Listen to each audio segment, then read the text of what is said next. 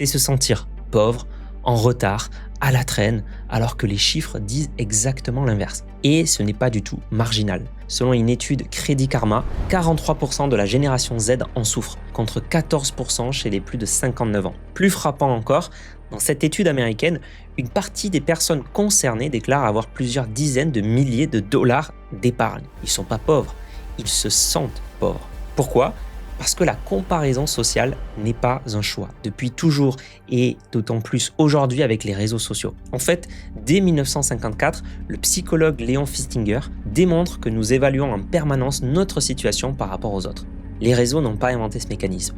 Ils l'ont, par contre, industrialisé, en vous exposant en continu, non pas à des gens comme vous, mais à ce qui se fait de plus spectaculaire et de plus enviable, quand bien même tout ça n'est qu'une illusion. Une expérience célèbre le montre mieux que n'importe quel chiffre. On donne à 2 singes une tâche identique.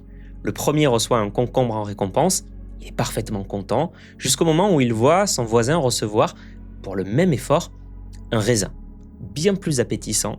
Alors le premier singe goûte son concombre, le renvoie sur le chercheur, rien n'a changé pour lui. Son concombre est toujours le même. Il en était content au début.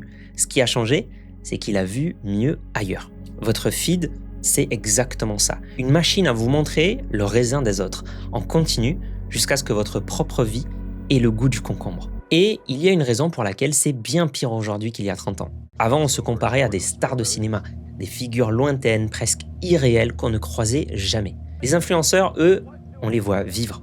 Ils nous parlent face caméra, ils annoncent leur grossesse, ils filment leur petit déjeuner, ils rigolent avec leurs potes. Le cerveau les traite comme des proches. Les psychologues appellent ça une relation parasociale, décrite dès 1956 pour la télévision et évidemment amplifiée énormément par les téléréalités puis les réseaux sociaux. Alors on ne les admire pas à distance, on se compare à eux comme on se comparerait à un ami.